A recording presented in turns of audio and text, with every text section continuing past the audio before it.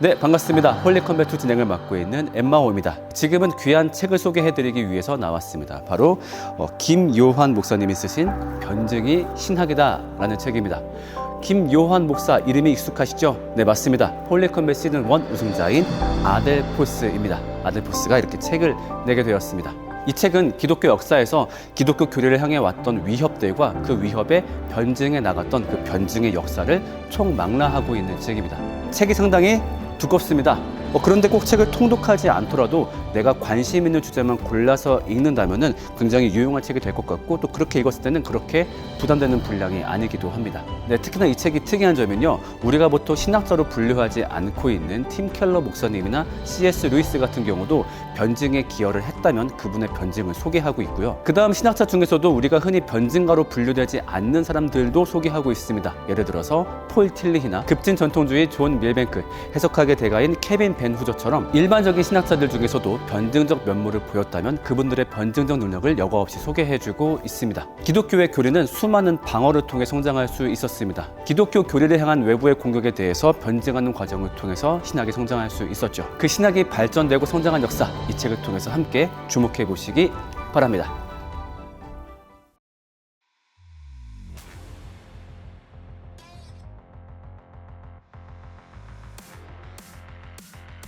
마이크가 여기 있는 거예요? 숨겨놓은 거 아니에요? 이거 같은데요? 그냥 이렇게 대놓고 올려놓으신 거예요? 그런가? 의심 못 하지 않을까요? 진짜 우리한테랑 비그리스도인들한테 할 때랑 다르게 될까?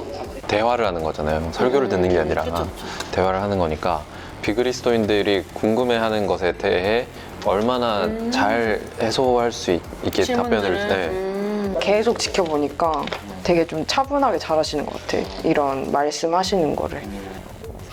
그 전통이 어거스틴부터 초기 기독교부터 이어져 오고 있습니다. 네, 종교 개혁도 초기 기독교의 뿌리를 내리고 있습니다. 여기까지 말씀드리겠습니다.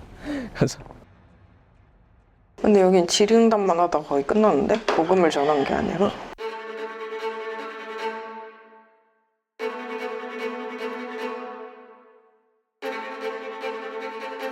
홀리컴뱃2 끝나지 않는 문.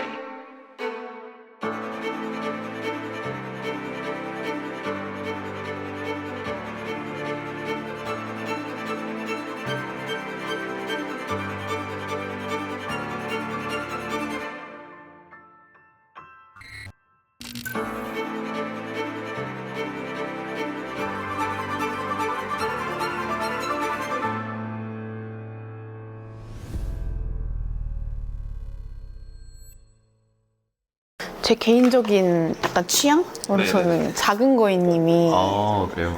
어쨌든 대화를 하면서 이게 복음을 전하는 건데, 시작이 저는 진짜 스무스하게 시작하시고 뭔가 부담 없이 이렇게 듣기 시작했는데 하다 보니까 본인이 하고자 하는 이야기도 이렇게 잘 도달을 하고, 그래서 뭔가 나중에 생각을 했을 때 되게 부담 없이 하지만 얘기하시고자 하는 바는 잘 전달이 되고 이런 느낌이실 것 같아요.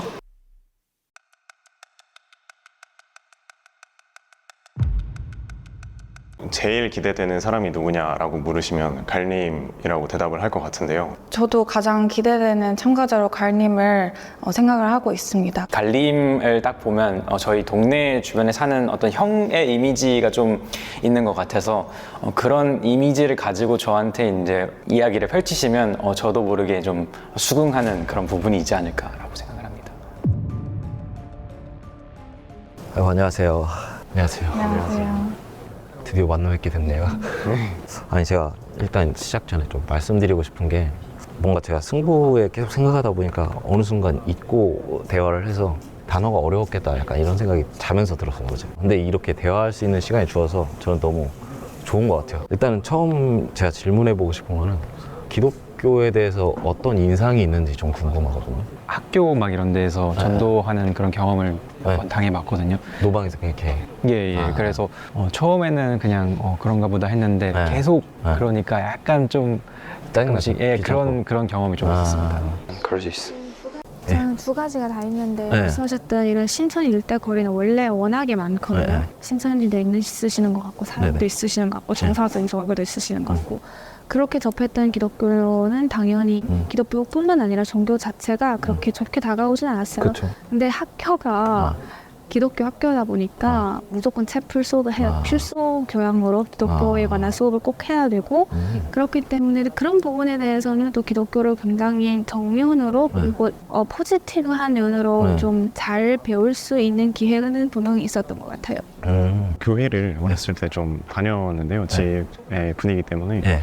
네, 어느 순간 이제 가야 되는 이유를 못 느껴서 그래서 안 다니기 시작했고 지금까지도 안 다니고 있고 그런 저한테 교회라는 이미지는 되게 끈끈한 공동체 그리고 그 공동체에서 사람들이 뭔가 되게 많은 걸 얻어가는구나 하는 정도의 이미지인 것 같아요. 그래서 그렇게 나쁘진 않아요. 중립적인 생각. 나쁘진 않은데 근데 이제 길에서 뭐 전도를 좀 강하게 하시는 분들이나 이런 분들을 만날 때는 조금씩 이제 불쾌함을 느낄 때도 있는 알겠습니다. 저는 이제 교회가 사회적으로 좀 긍정적인 기능을 한다는 면에서 뭐 예를 들어 종교가 있고 그런 선한 행동을 하려고 노력한다 이런 인식이 있어서 그런 부분은 되게 좋게 느꼈는데 뭐 이게 실제로 뭐 신이 존재하는가 그런 걸 믿지 좀 이런 측면에서 부정적인 생각도 있었던 것 같아요. 실용적으로는 좋은데 실제 언론적으로는 좋지만, 이해가 안 되는 이런 말씀이시죠? 네, 오케이, 알겠습니다. 이렇게 생각하는 사람이 대부분일 거예요. 그쵸. 많이 계실 것 같아요. 좋게 생각하더라도 신이 있는지는 모르겠다. 어쨌든 좋은 인상도 있고 나쁜 인상도 있을 텐데 여기 평가단으로 오게 된 어떤 마음의 결심하게 된 계기가 뭐예요? 저는 철학을 좀 그 사유하는 그런 걸 좀 관심 있게 지켜보는데 기독교 철학이랑 종교랑 좀 연관이 많이 돼 있잖아요. 그래서 기독교 교리 같은 것도 한번 어떤 논리적 흐름이 있는지 궁금해서 좀 들어보려고 지원하게 되었습니다. 혹시 좀 들으면서 어느 정도 얻어가신 게 있나요? 예. 성경에 써 있는 말씀 같은 것도 조금 이제 그런 걸 이해할 수 있었고 약간 용어가 어려운 용어가 많긴 했지만 이해할 수 있었습니다. 저는 현장 일을 좋아해서 오게 됐어요. 네, 근데 기독교 현장은 처음이거든요. 그래서 잘할 수 있을 것 같고 그래서 전 주로 광고 현장을 많이 했어요. 저는 좀 다양한 종교에 관심이 있는 편인데요. 그러니까 아브라함 계통 종교에도 좀 관심이 있고 불교에도 좀 관심이 있고 제일 큰 건 이 두 개인 것 같아요. 그래서 불교에 대한 거는 제가 이렇게 책을 좀 읽거나 한 적이 있었는데 기독교 관련된 거는 좀 제대로 접해본 적은 없는 것 같아서 그래서 이번 기회에 어떤 물음이 내부적으로 존재하고 거기에 어떤 답을 하시는지 좀 듣고 싶어서 참여하게 됐습니다. 그럼 지금까지 라운드 진행되면서 좀 어느 정도 이런 거구나라고 이해가 되셨나요? 사실 폭넓지가 않아서 약간 이렇게 되게 파편적이거든요. 어떠셨어요? 어떤 질문들에는 대답이 조금 된 것 같다라는 생각이 든 것도 있었는데 근데 또 다른 질문에는 좀 애둘러 대답하시는 것 같다라고 느껴서 좀 불만족스러웠던 적도 있긴 합니다. 맞습니다. 제가 지원하게 된 동기는 저는 이제 종교에 대해 크게 관심은 없었는데 종교적인 분들은 굉장히 그 비종교인들에 대해 좀 배타적이라는 인식이 있었는데 이런 대회의 취지 자체가 굉장히 열린 마음으로 어떤 비판에 대해서도 수용하고 설득할 수 있다라는 면이 굉장히 흥미로워서 어떻게 저를 설득시킬 수 있을까 이런 부분을 좀 중점적으로 보면서 어디 한번 설득시켜봐라. 그런 면이 흥미롭다고 생각을 해서 그렇게 보게 됐습니다. 좋습니다. 감사합니다. 그러면은 이제 본격적인 좀 질문을 하자면은 내가 기독교를 믿고 싶어도 예를 들어서 이것 때문에 내가 못 믿겠어라고 하는 질문들이 있어요. 먼저 얘기해 주시겠어요? 저는 일단 과학을 공부하는 입장에서 종교와 과학이 양립 가능한지에 대한 좀 근원적 물음이 있어가지고 양립 가능. 과학을 배우는 사람의 입장에서 이 종교를 그런 식으로 좀 이해하고 싶은데 그게 약간 좀 그거에 간극이 있어서 예를 들어서 뭐 자유의지가 있는데 결정이 된다. 이런 느낌의 그 양립 가능성이 사실 제 지식 수준에서는 이해가 좀 잘 되지 않아서 저는 일단 이해가 되면 좀 믿는다 약간 그런 느낌인데 그게 잘 안 됐던 것 같습니다. 철학적인 질문이네요. 진짜. 신천지랑 기독교가 뭐가 다르다고 생각하세요? 알겠습니다. 그거를 이제 하나씩 차례로 답을 해드리겠습니다. 일단은 여기 과학과 신학과의 관계에 있어서 아까 자유의지와 결정론에 대해서 얘기를 해줬는데 저는 약간 그런 생각을 했어요. 예를 들어서 저는 웹툰을 되게 좋아해요. 예전에 어떤 작가한테 들었는데 내가 이렇게 캐릭터를 설정하면 그 캐릭터 설정하는 범위 내에서 그 캐릭터를 그린다고 해요. 왜냐면 우리가 만화를 볼 때도 이 사람이 분명 이렇게 그렸는데 이렇게 하면은 약간 너무 어떻게 말이 되냐, 개연성이 없다 이렇게 얘기를 하잖아요. 그렇다고 해서 이 만화 안에 그 세상 속에 있다고 가정을 하면 그 인물이 자유의지가 없는 게 아니잖아요. 그런 속성을 이미 다 정해놨기 때문에 그 안에서는 그 인물의 설정에 맞게 그려나가지 내가 마음대로 조종하고 이럴 수는 없잖아요. 만약에 이 세상이 하나님의 작품이라고 본다면 자유의지는 자유의지대로 존중이 되고 결정론은 결정론대로 존중이 되지 않을까. 저는 이제 이런 입장도 있고 한편으로는 하나님께서 어떤 이 세상 전체가 결정됐다기보다는 인간을 이끌어가는 데 있어서 본인의 능력을 좀 제한했다고 생각을 해요. 그게 예수님에게서 특별하게 나타났고 예수님이 십자가 앞에 섰을 때 나는 여기서 벗어날 수 있지만 일부러 자기 능력을 제한하고 십자가에 죽으셨거든요. 그런 것처럼 자기 능력을 제한해서 인간의 자유의지를 존중하고 그가 선택하는 거를 그대로 따르는 방식이 둘 다 있다고 생각을 해서 저는 그런 식으로 설명할 수 있다라고 이제 생각을 하고 저는 예를 들어 신천지와 잠시만요. 여기에서 질문이 있는데 인간 선택에 대한 존중이라기보다는 하나님이 그러한 힘이 인간을 대신해 선택을 할 수 있는 힘이 없다고 생각하시는 가능성인가요? 하나님이 선택할 수 없다? 네, 인간이 선택을 존중하는 것이 아니라 인간을 대신해서 선택할 수 있는 능력이 없다라고 생각하는 능력을 제한했다라고 저는 봐요. 없다가 아니라 제한했다. 일부러 스스로 제한했다. 그런 근거는 뭘까요? 그리스도께서 그렇게 하셨어요. 아까 말했지만 그 잡혀갔을 때 나는 이미 다른 천군 천사를 불러서 여기서 내가 안 잡힐 수 있지만 나의 일을 위해서 잡혀간다라고 하시거든요. 그러니까 본인의 능력을 제한한 거예요. 본인은 충분히 빠져나올 수 있습니다. 저는 그게 근거라고 생각을 합니다. 네, 종교와 신천지에 대해서 말씀해 주세요. 저는 이제 예수님도 그런 이만희와 똑같은 사람이면 어떡하냐 약간 이런 이야기인데 교주가 어떤 인생을 살고 있냐는 것 같아요. 그러니까 이만희 같은 경우는 그렇게 교주가 돼서 되게 잘 살고 있잖아요. 그러니까 되게 부자로서 영위하고 이렇게 하지만 예수님 같은 경우는 그 분 자체가 이미 그 길로 벗어난 분이에요. 또 그 증인들이 그 목숨을 걸었다는 게 좀 다른 것 같아요. 그러니까 예를 들어서 신천지 같은 경우는 매스컴을 굉장히 닫아놓거든요. 근데 기독교는 절대 그러잖아요. 기독교 같은 경우 오히려 매스컴 안에서 복음을 전했어요. 예를 들어서 기독교는 한 번도 문화를 배격한 적이 없어요. 서양에 가면 서양의 기독교가 있고 동양에 오면 동양의 기독교가 있고 아프리카에 가면 아프리카의 기독교가 있잖아요. 마치 사과가 어떤 땅에 심어졌느냐에 따라서 조금 다를 수 있지만 본질은 사과잖아요. 그러니까 기독교의 씨앗은 어느 곳에 심길 수 있는 거예요. 그러니까 문화를 배격하지 않고 메시아라고 하는 주장하는 사람이 본인의 인생이 어떠냐라고 했을 때 JMS든 신천지는 그 교주는 늘 잘 살아. 하지만 예수님은 고난의 길을 걷고 결국은 핍박해서 죽으시기까지 했었어요. 저는 그게 굉장히 큰 차이고 그 지향하는 바가 전혀 다르기 때문에 확실한 차이가 있다. 저는 이렇게 설명하고 싶습니다. 되게 이해하기 쉽게 설명해 주시고 맞아. 저도 계속 설득이 안 됐어서 계속 궁금증이 있는 게 있는데 그 성경을 해석하는 게 다들 자의적이라고 생각을 하는데 저는 뭐 이율법을 실천하고 이건 안 해도 된다. 결국 이건 큰 선이다. 이렇게 다들 어제부터 말씀을 해주셔서 그런 논제가 계속 나왔던 것 같아요. 이렇게 해석이 다 다를 거면은 꼭 그 성경을 믿고 이걸 따라야 되는 이유가 있나 이 부분이 조금 의문이 안 풀리는 것 같아요. 성경은 우리를 위해 쓰인 건 맞는데 우리에게 쓰여진 건 아니에요. 하나님이 본인의 뜻을 드러낼 때 고대 근동의 사회에 있는 어떤 이스라엘 민족이라는 민족에게 본인의 말씀을 전해주셨고 그래서 해석을 할 때는 저는 기본적으로 그런 역사적인 맥락이나 이런 것들을 굉장히 잘 들어봐야 된다고 생각을 하고 그 다음 이게 우리를 위해서 어떻게 쓸지 이거를 좀 더 살펴봐야 되는 게 성경을 해석하는 좋은 방법이다. 왜냐하면 역사가 그래 왔으니까 저는 그런 것 같다고 생각을 하고 또 두 번째로는 제가 이제 한번 이제 성경 해석사라고 해석의 역사를 좀 살펴보니까 좀 돌고 돌더라고요. 어느 때는 이게 이렇게 주류가 이렇게 다 달라져요. 근데 변하지 않는 거는 그럼에도 불구하고 해석이 다르다고 하셨지만 결국은 다 우리들이 기독교라고 하는 거는 뭔가 공통점이 있는 거거든요. 그게 뭐냐면은 그리스도께서 우리를 위해 죽으시고 다시 사셨고 그걸 믿는 사람들이 구원받는다. 이 핵심은 전혀 변하지 않아요.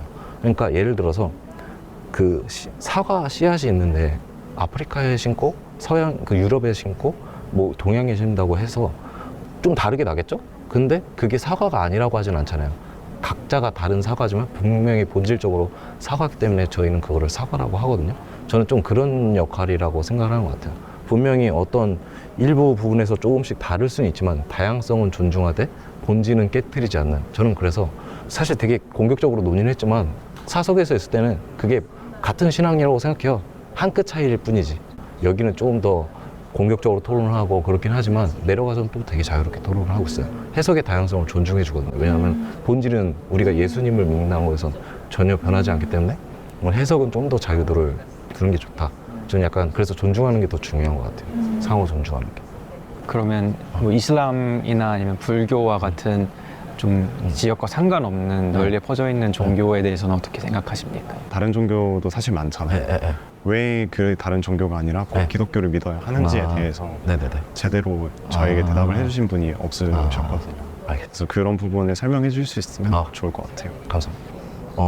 사실 이제 아브라함 계통의 종교가 있고 또 불교는 완전 또 다르죠. 종교잖아요. 사실 제가 불교는 잘 모르겠어요. 사실은 이제 근데 불교가 지향하는 바는 제가 알기로는 내가 없어지는 거라고 배웠어요. 결국에는 내가 정말 잘 살아서 윤회하면서 결국은 내가 없어지는 게 그 불교의 지향점이고, 아브라함계 종교에서 저는 기독교가 특별한 이유는 결국 예수님 때문인 것 같아요. 왜냐하면 유대교도 예수님을 좋게 생각해요. 좋은 가르침을 줬던 랍비다 생각하고, 이슬람교에서도 하나님의 선지자였다고 생각을 해요. 근데 기독교가 다른 점은 뭐냐면 예수님이 신이었다라고 생각을 하는 게 다른 점인 것 같아요. 그래서 정확하게 얘기하면 예수님을 통해 드러난 하나님이 구약의 하나님이었다라고 보는 거예요. 차이점이 있다고 봐서 최소한 이 세상에 신이 존재하는 건 예수를 통해서 드러난 하나님일 것이다 라고 저는 생각을 하고 있어요. 알겠습니다. 그럼 이제 이 기독교를 믿어야 될 이유가 뭐냐라고 했을 때 저는 기본적으로 인간은 시체 위에, 죽은 사람들 시체 위에 떠 있다고, 그러니까 밟고 서 있다고 생각해요. 저도 그렇고. 제가 커피를 한 잔 마시더라도 그 커피에는 정말 착취당한, 노동 착취를 당한 사람들의 일도 있고, 어떻게 보면 되게 죄책감을 가져야 될 수도 있고, 그 한편으로는 좀 되게 감사해요. 미안하기도 하고 약간 양가 감정이 있단 말이에요. 그러니까 저는 이걸 보면서 인간은 의도치 않건 의도하지 않건 의도했건 죄 아래에 있는 사람이고 죄를 지을 경향성이 있는 사람이라고 저는 생각을 해요. 이거를 벗어날 수 없어요. 내가 샴푸를 쓰는 순간 환경이 파괴되는 건 쓸 수 없고 그렇다고 안 쓸 수는 없잖아요. 그러니까 인간은 의도적이건 의도지 않건 죄를 지을 수밖에 없는 상태에 놓여 있다. 저는 이게 아담과 하와의 사건이라고 생각을 하거든요.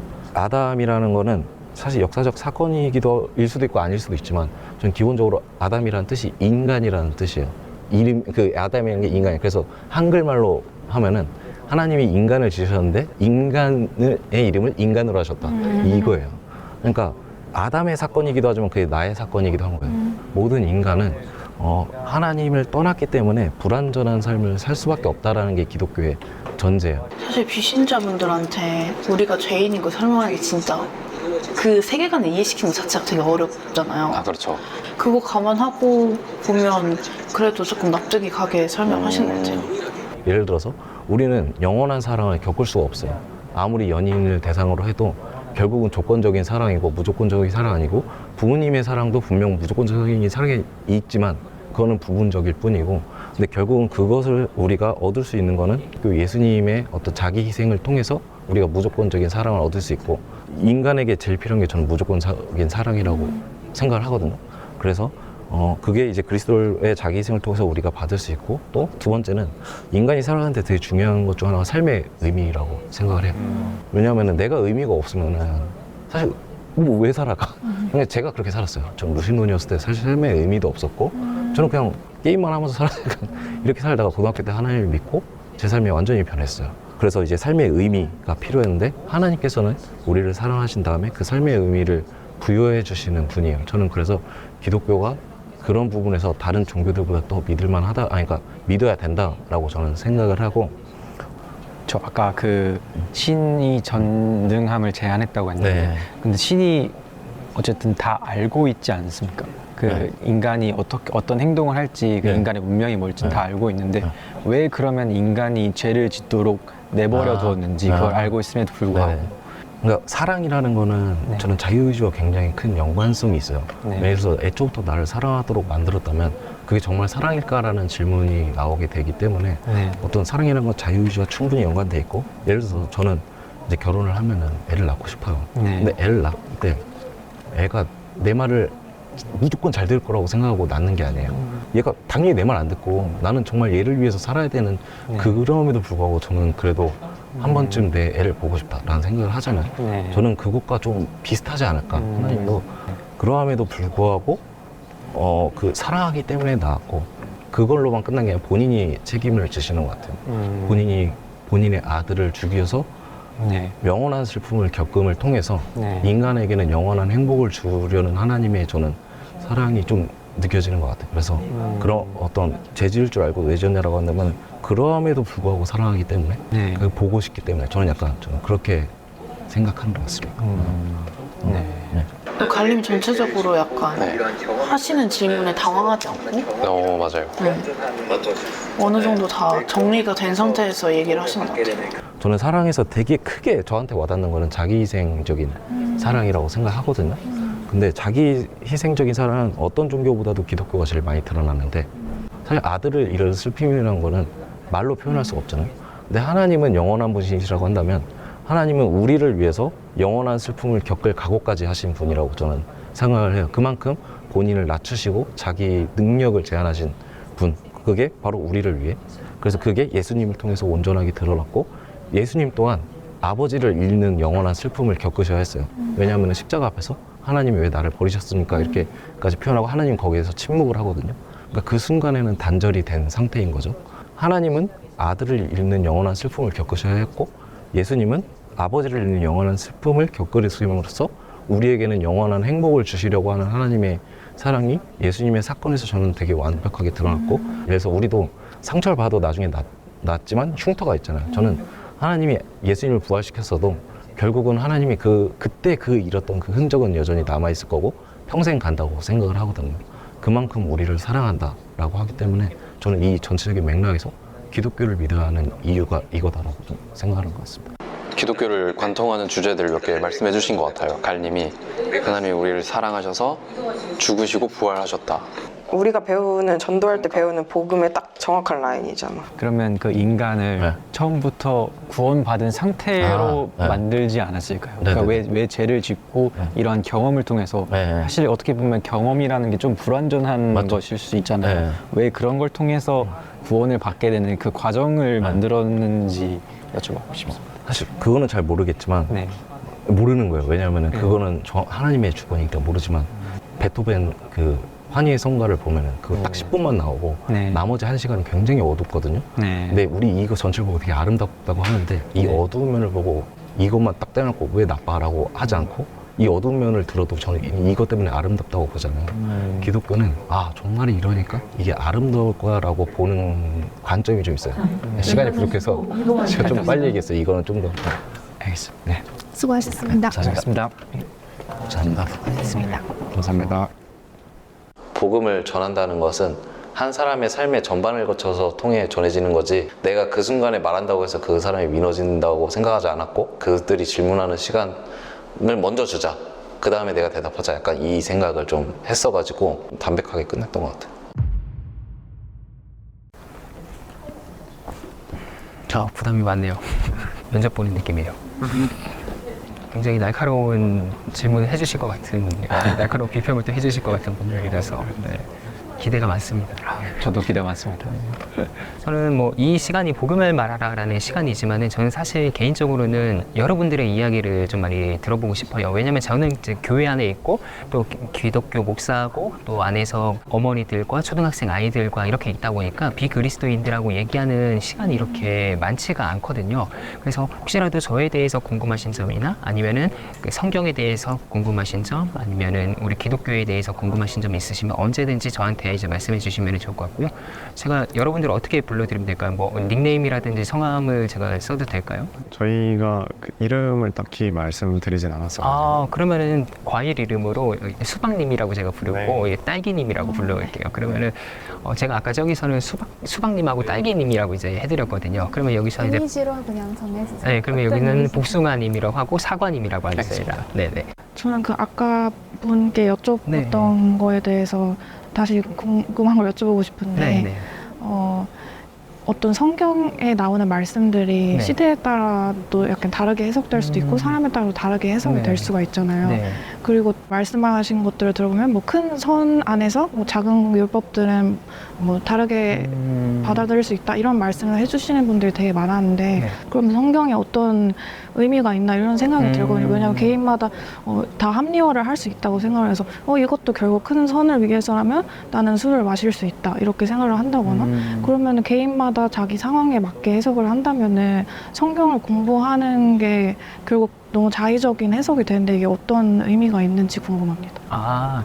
일단 성경을 그 특별 계시라고 이야기를 하고 있어요. 특별히 하나님께서 계시를 해주셨다, 자신의 말씀을 제공해 주셨다라고 해서 특별 계시라고 하고 있고요. 그럼 특별 계시가 있다라면은 일반적으로 보편적인 어떤 계시가 있겠죠. 그것을 발휘해서 자연 만물이나 이런 아니면 독서를 통해서 얻는 통찰들, 과학들 이런 것들을 이제 일반 계시라고 이야기를 하고 있어요. 그랬을 때 우리가 우선적으로 성경을 특별 계시라고 얘기하는 것은 하나님의 말씀으로 기록이 되어 있다라는 그 전제가 일단은 깔려 있죠. 그러면 우리가 당연히 응당 떠오르는 질문은 대체 이 하나님의 말씀을 어떻게 우리가 해석할 것인가에 대한 해석학적인 측면이 개입이 되고 그 점에서 이제 말씀해 주신 것 같아요. 저는 어떻게 생각하냐면은 성경 자체가 보편적으로 하나님의 말씀에 대해서 1.1획의 오류가 없다라고 생각해요. 근데 이것은 어떤 점에서 오류가 없냐면은 사람이 구원받는 데 있어서 문제가 없다라고 생각합니다. 왜냐하면 하나님께서 이 말씀대로 따르면 너희가 구원을 받을 수 있어 라고 계시해주는 그 큰 틀에서는 오류가 없다라는 것이고요. 그 안에 있는 많은 이야기들이 있어요. 시도 있고요, 비유도 있고요, 상징도 있고요, 내러티브도 있고요, 역사 기록도 있고요, 예수님께서 직접 하신 말씀들도 있고요, 바울 그리고 사도들이 사람들에게 교회에게 한 그런 권면의 말들도 있고요. 이런 말들에 대한 측면에서는 우리가 그 의도를 파악하는 해석의 길이 열려 있다고 생각합니다. 이것은 자의적인 것이 아니라 하나님의 나라에 대한 그 성경을 더욱더 사유하는 데 우리가 더 필요한 것이다라고 그렇게 생각을 하고 있어요. 그러면 그 개개인의 그런 작은 율법들은 사람마다 해석이 다르게 적용이 되어도 상관이 없다고 저는 그렇게 생각하고 있어요. 네. 술을 마신다라고 어제도 그렇게 얘기했지만은 그걸 뭐 죄의 문제냐 아니냐를 떠나서 기독교인이면 술을 마셔도 되는가 안 마셔도 되는가 이런 문제를 접근을 했잖아요. 그러니까 구원에 있어서는 전혀 문제가 되지 않는다라고 저는 그렇게 생각을 하고 있습니다. 비교분들이 이걸 어떻게 받아들이실까? 이 말에 상관이 없다는. 사실 어제 저는 옆에서 들으면서 조금 불편했어요. 왜냐면은 전제가 기독교인이라면이라는 그런 전제였잖아요. 근데 저는 이제 목사긴 하지만 술자리를 좋아해요. 그러니까 술을 마시지는 않는데 술자리에 가면은 비기독교인들이 어떤 이야기를 하는지를 들을 수가 있어서 그런 자리를 좋아해요. 이창님이 약간 조금 열려 계시는 네. 것 같네요. 그런 쪽에서는. 제가 피아노 학원을 다니거든요. 그러니까 피아노 학원에서 그 10시쯤 마감인데 같이 끝나면은 맨날 뭐 인생 맥주인가 어디 맥주집에 갑니다. 그럼 저희 열심히 안주 먹고 막 이러는데 그 가운데에서 막 물어봐요. 아니 왜 기독교인들은 술을 안 마십니까? 라고 물으면은 저는 이제 얘기를 해주는 게 기독교인이면은 안 마시는 게 아니라 나는 개인적으로 안 마신다. 저는 제가 마시고 싶지 않아서 안 마신다. 그러면은 이해를 합니다. 그래서 기독교인이기 때문이 아니라 나는 개인적으로 안 마시는데 그러면 그 사람들하고 교제하다가 그러면은 저 사람들은 뭐가 다를까? 우리 똑같은 사람이잖아요. 똑같은 호흡을 하고 있고 똑같이 음식도 먹고 같이 교류도 하고 똑같이 도덕적인 관념도 갖고 있고 애완동물도 기르고 뭐 부모님에게도 효도하고 다 똑같은 사람인데 무엇이 그들과 우리를 차이가 나게 할까 했을 때 믿지 않는 사람들이 믿는 사람 보고 붙여준 이름이 그럼 쟤네들은 기독교인이다 라고 만들었다는 게 성경에 기록이 나와 있어요. 저는 그것을 따르고자 해요. 제가 살아가는 것도 일반 사람들하고 크게 다르지 않지만은 제 이 가까이서 있는 모습들을 보면서 저 사람 저 목사는 뭐가 다를까 라고 스스로 생각을 해주게끔 그렇게 저는 이제 삶을 살아가고 있습니다. 또 궁금한 점이 있는데 그 아버님도 목사라고 하셨잖아요. 맞아요. 그러면 어떤 해석이나 이런 부분에 있어서 갈등이나 이런 상황이 있나요? 저는 아버지 해석을 따르지 않아요. 근데 이창님 그러실 것 같아요. 약간 자기 주관이 딱 있으시죠. 반증하고 네. 탐구하고. 관점이 조금씩 다른데 아버지는 일단은 목회 경험이 굉장히 많으시고 이 신학적으로 뭐 하나님은 어떤 분이신가 예수님은 어떤 분이신가 이 명제를 하기를 좋아하세요. 근데 저는 그런 것보다 이야기를 하는 걸 좋아해요. 뭐 하나님이 태초에 천지를 창조하셨는데 그 세상이 어땠을까 이런 이야기를 하는 것들이 좋아해서 그러다 보니까 저는 명제적인 것을 일단 떠나서 그 사람들이 성경을 기록한 사람들이 무슨 얘기를 했는가에 대해 조금 더 집중을 하고자 합니다. 혹시 질문들이 있으면 우리 복숭아님부터 한번 제가 네. 들어봐도 될까요? 그러면 우리한테 우리한테 혹은 저한테 하고 싶은 복음이 있다면 네. 어떤 복음을 선택을 하시고 그 이유는 무엇인지 궁금합니다. 굉장히 날카로운 질문을 주셨는데 제가 느꼈던 바는 교회에서 퍼지는 복음의 내용이 획일적이지가 않다라고 생각을 했어요. 겹치는 부분이 있다면은 예수 그리스도께서 나의 죄를 위해서 돌아가셨고 나는 그것을 믿으면은 천국을 간다라는 그런 소식을 복음이라고 얘기를 많이 들었거든요. 근데 저는 그것에 대해서 의문점이 좀 많았어요. 왜냐면은 정말 예수님께서 나의 죄를 위해서 죽으셨고 그것이 나에게 기쁜 소식이 된다라고 한다면은 예수님은 그러면은 왜 부활을 하셔야 했을까라는 질문이 우선 든 거예요. 그냥 예수님께서 죽으셨다로 끝나도 나의 죄를 위해서 죽으셨다? 그것 때문에 내가 천국에 간다라고 하면 그 이유가 사실 없어도 되잖아요, 서사가. 근데 성경은 항상 예수 그리스도께서 부활하셨다라는 것까지 얘기를 가고 있기 때문에 그럼 예수님의 부활이 대체 우리에게 나에게 어떤 영향을 미칠까라는 것에 대해서 저는 생각을 하게 됐고 성경을 그래서 면밀하게 이제 관찰을 했던 결과 제가 내린 그 기쁜 소식의 정점은 예수님께서 그리고 하나님께서 이 세상을 다스리시는 왕이 되셨다라는 소식이라고 저는 느꼈어요. 이치현님 부활 얘기는 잘 꺼내신 것 같아요. 핵심인 포인트죠, 복음에서. 그 전제는 일단 어떤 전제냐면은 이 세계가 악한 세계다라는 전제가 일단은 깔려 있거든요. 사람도 그렇고 피조물도 그렇고 동물들도 그렇고 모두 다 이제 죽음을 맛보는 사람이고 굉장히 자연스럽게 생각을 하고 있는 것 같아요. 하지만 성경에서는 그게 자연적인 상태가 아니고 죽음을 이기는 존재, 죽음을 극복하는 존재, 죽음을 죽이는 어떠한 분이 계신다라는 것을 얘기하고 있는 것 같아요. 그래서 예수님의 핵심 사역이 부활에 있고 부활이 죽음으로부터의 극복을 더 넘어가서 새 창조다라고 이야기를 한다면은 이것이 우리에게 기쁜 소식이 아닐까? 나도 부활할 수 있고 여러분들도 부활하는 거고 모든 사람들이 다 부활을 하고 부활체를 입고 그러면은 죽음이라는 것이 극복됐다라는 것이 가장 큰 소식이지 않을까라고 저는 그렇게 생각을 해서 부활이라는 것이 가장 큰 기쁨의 소식이다 이렇게 답변드리고 싶습니다.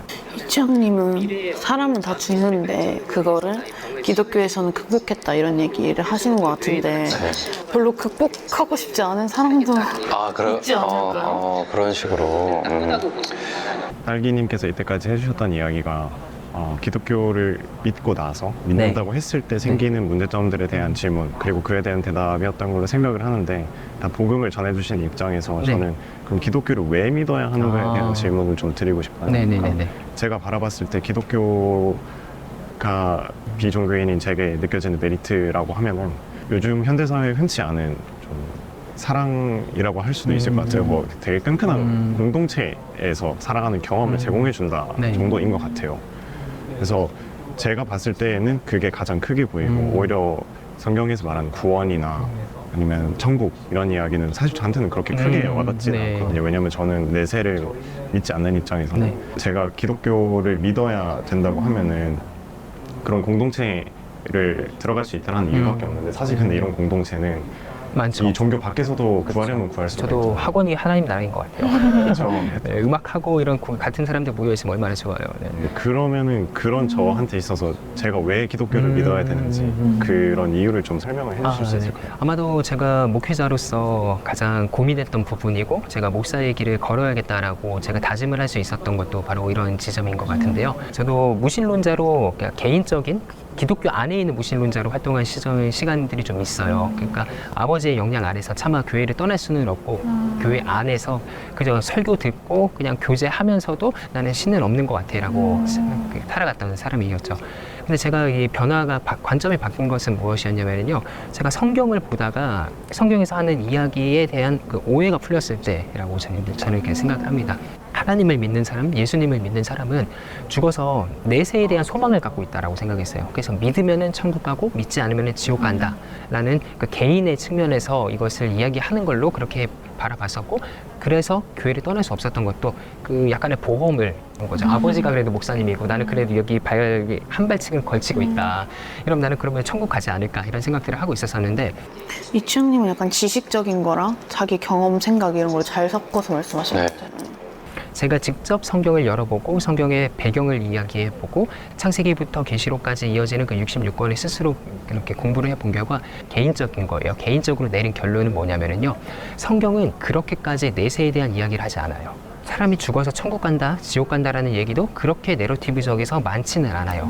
그리고 사람이 죄를 지은 거, 아담이 타락해서 뭐 선악과를 먹어서 원죄가 생겼고 사람들이 그것 때문에 죄를 지는 경향이 생겼다라고 이야기를 하는데 성경 내러티브에서 주목하는 것은 사실 그것은 아니라고 생각을 해요. 성경 내러티브에서 무엇을 중요하게 생각하느냐? 아담이 그 선악과를 따먹었다라고 했는데 그 전에 하와가 선악과를 따먹었다고 얘기하고 그 전에 뱀이 유혹을 했다라고 말을 하고 있어요. 그래서 성경 내러티브에서는 이 죄의 근원을 어떤 영적인 존재로 두고 있고 그 가운데에서 사람이 영적인 세상에 짓눌려 있다, 억눌려 있다라고 이제 이야기를 하는 거죠. 그 영적인 세계가 사람을 타락하게 만들었고 사람이 그 타락한 상황에서 이 자연 세계까지도 타락을 시켰다라고 얘기를 하고 있어요. 그래서 사도 바울 같은 경우에서는 모든 자연 세계가 지금 고통으로 신음하고 있다라고 이야기하고 있어요. 되게 알아듣기 어려워하시는 것 같아요. 그러니까 나도 어려운데. 좀 죄의 근원 얘기를 갑자기 하시네. 인간의 이 타락으로 인해서 자연 세계까지도 다 피곤하고 있고 구원을 고대하고 있다라고 했을 때 그럼 하나님께서 우리에게 주신 계획이 무엇인가를 더욱더 생각을 하게 된 거죠. 근데 성경에서 얘기하는 것은 그 사람의 구원이 뭐 스스로의 그 죄 때문에 예수 그리스도께서 죽으셨다. 이것은 개인적인 겁니다. 다른 분들의 의견이 다를 수가 있지만은 저는 예수 그리스도께서 나의 죄를 위해서 돌아가셨다라고 고백은 하지만 이건 고백의 차원이라고 생각을 해요. 오히려 예수 그리스도께서는 세상 만물에 있는 죽음이라는 그 악의 세력을 죽이셨다라고 표현을 하고 있습니다. 그렇기 때문에 저는 해방이 되었으면은 나는 이제부터 하나님의 나라 백성에서 그 내가 죽지 않는다. 그리고 예수 그리스도께서 부활하셨다라는 것을 나도 받아들일 수 있지 않는가. 그렇게 생각을 합니다. 그래서 이 공동체적인 차원에서의 좀 생각을 해주셨으면 좋겠다. 그러면 혹시 인류세란 말은 들어보셨나요? 인류세요. 인류세요. 이제 네. 최근에 저 기사로 한번 잡혔어요. 비그로서 제가 이해한 인류세란 인간이 주도하는 세상이잖아요. 간단하게 말씀하면 네네네네. 인간 중심 세상이고 신이 계시다 이런 것보다는 인간이 모든 것을 주도를 하는 시대가 왔다고 생각을 하는데 인류세의 개념과 기독교인으로서의 예수가 신인데 어떤 태도로 어떤 방식으로 어떻게 맞서는 것이 본인에게 있어서는 합리적인지 궁금합니다. 일단은 저는 맞선다라는 개념을 조금 거부를 하고 싶고요. 저는 과학을 배제하지 않아요. 과학을 일반적인 하나님께서 주신 선물이다라고 생각을 하고 있고 빅뱅 이론 당연히 믿고 진화론도 저는 수용을 하는 편입니다. 수용이라기보다는 그것을 과학적 이론 사실이다라고 생각을 하고 있어요. 그래서 그 유발 하라리가 쓴 사피엔스나 호모데우스나 21세기를 위한 재현이나 그런 것들을 봤을 때 확실히 지금은 인류가 이 세상을 지배하고 있고 인류가 주도적으로 하고 무언가를 창조해내는 그런 시점인 것 같아요. 인류가 지금 AI도 만들어 나가고 있고요. 그 모든 것들이 다 인류 중심적으로 돌아가고 있는 상황인 것 같은데요. 저는 여기서도 이 죽음이라는 것 자체가 핵심의 역할을 하고 있다고 생각을 합니다. 제가 알기로는 예수를 제외한 그 누구도 죽음을 극복했다라는 이야기를 저는 들어본 적이 없거든요.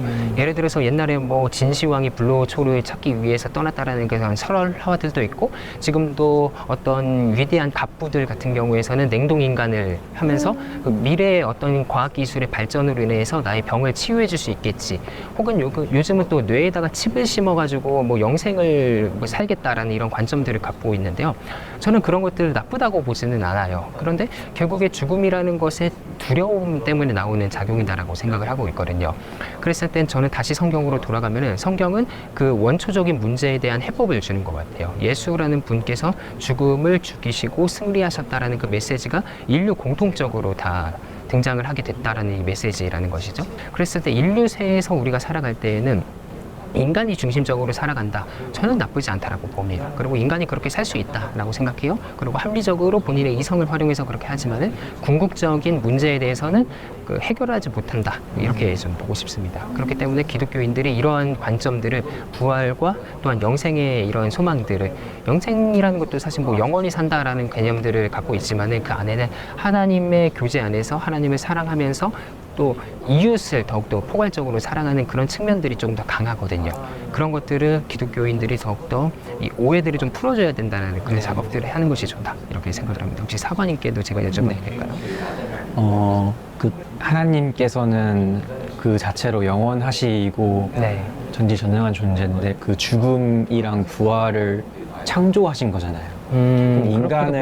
인간을 충분히 사랑하시는데 왜 그러면 그 죽음과 부활이라는 그걸 만드셨을까요? 그냥 처음부터 인간을 영원한 존재로 만들 수도 있었는데 왜 그런 방식으로 창조했는지 그것이 좀 의문입니다. 이것도 일반적으로 정답이라고 얘기하면은 하나님께서 사람에게 자유의지를 주셨고 사람이 어떻게 하나님을 스스로의 의지로 사랑을 했고 막 이런 얘기들을 할 수가 있는데 저는 그런 얘기들보다는 성경의 이야기에 조금 집중을 하고 싶어요. 어쨌든 성경은 본인이 그 성경 저자들 누구가 됐든지 간에 지금의 상황에서 쓴 책이고 지금의 상황은 어쨌든 인간이 하나님 앞에서 죄를 지었던 상황인 거죠. 그래서 하나님께서 우리에게 향하신 계획이 무엇일까라고 생각을 하는 이제 후대 사람들의 그런 저자라고 저는 생각을 해요.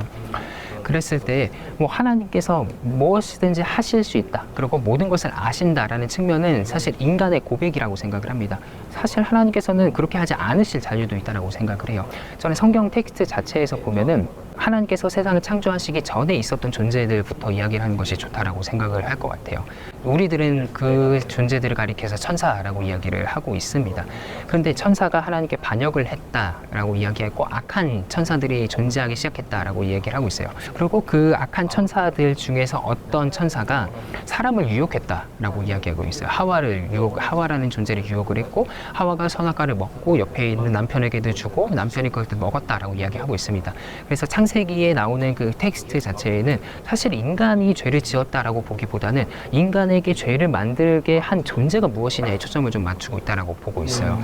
그래서 인간의 유혹을 했던 그 악한 존재가 있기 때문에 이 세상에는 굉장히 힘들어지고 있는 상황이고 그것 때문에 세상은 타락하게 됐고 그 악한 영이 사람을 타락하게 했고 사람이 이 피조색, 창조세계, 자연 만물을 또한 타락하게 하고 있다. 이렇게 보고 있는 것이 성경의 내러티브적인 관점이다라고 얘기를 좀 하고 싶습니다. 결국에 우리들도 인정을 하잖아요. 뭐 자연단체들, 환경단체들에서 얘기하는 것들이 뭐 플라스틱 안 쓰면 지구가 힘들어하고 이런 것들에 대해서 이야기를 하는데 성경은 이미 그 전부터 그것에 대해서 얘기를 하고 있는 것이죠. 인간의 회복이 자연 만물의 회복이고 인간의 회복, 그 위에 있는 영적인 세계를 부수시는 것이 예수 그리스도의 죽음과 부활이었다. 이렇게 성경 텍스트에서 얘기한다라는 점을 제가 말씀드리고 싶습니다. 여기까지 하시고 감사합니다. 들어주셔서 감사합니다. 감사합니다. 수고 많으셨습니다. 잘 들었습니다. 감사합니다. 저희 성서대학교의 모토가 복음 전도자 양성이라는 모토를 갖고 있어요. 그래서 저희 성서대학교는 4년 동안 노방전도 훈련을 받습니다. 수요일마다 매주 나가서 사람들에게 같이 이야기하고 그런 학교인데요. 저도 그렇게 교육을 받았음에도 불구하고 노방전도에서 사람들을 만나서 많이 해보는 시간이 별로 없었고 그냥 전단지 나눠주는 그런 시간 정도로 여겼었는데요. 이렇게 비그리스도인들하고 대면해서 제가 가진 복음 그리고 그들이 알고 싶은 내용들 이렇게 서로 즐겁게 소통할 수 있는 이런 경험들이 굉장히 뜻깊었습니다.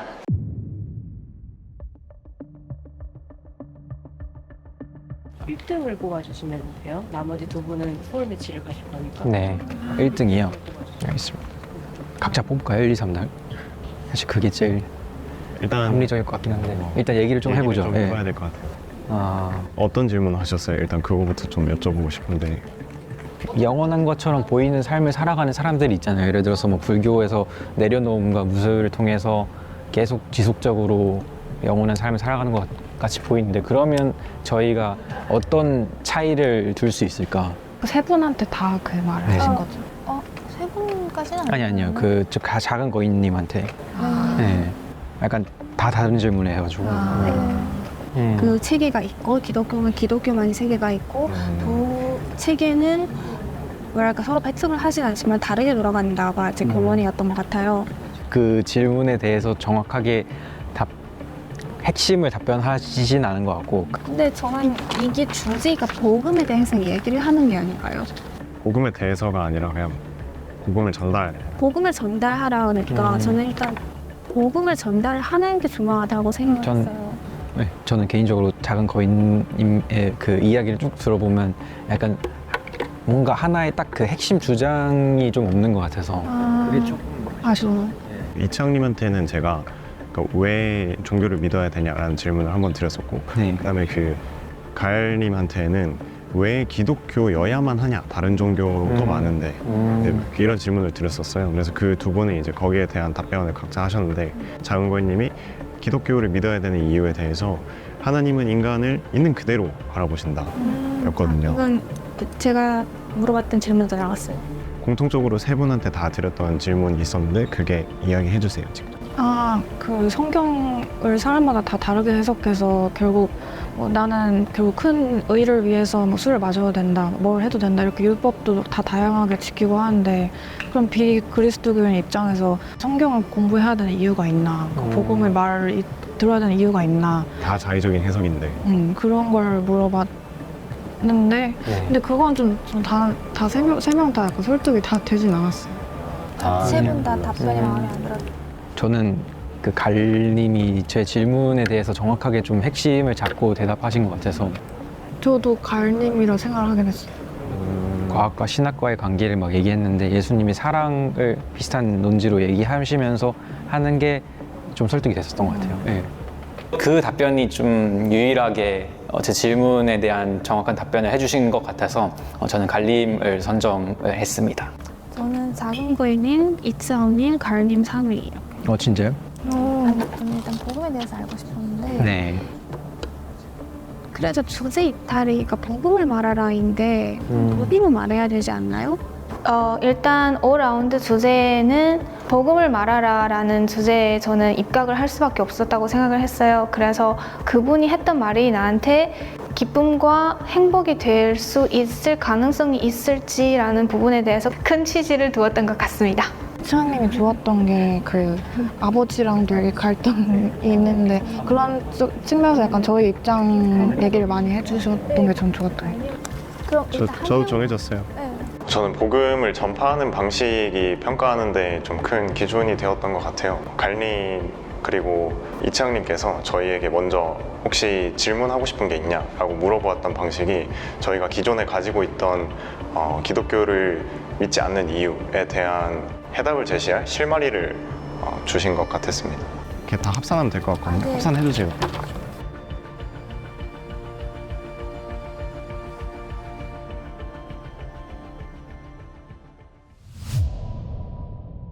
홀리컴뱃2 끝나지 않은 물음 제5라운드 복음을 말하라가 종료되었습니다. 비그리스도인 판정단의 판정이 마쳤고 판정단의 결과에 따라서 단 한 사람의 결승 진출자가 공개됩니다. 그리고 남은 2명은 다시 스올 매치를 벌이게 됩니다.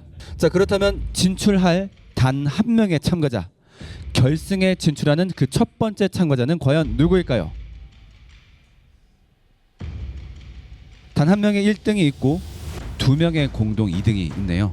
홀리컴뱃2 끝나지 않은 물음 결승에 진출한 첫 번째 참가자는 축하합니다. 갈림입니다.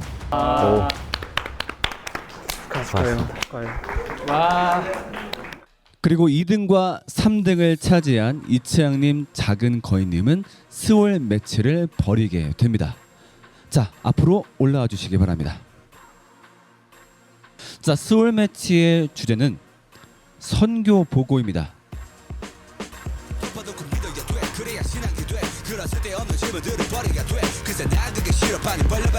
모두 나와 짐을 던져보자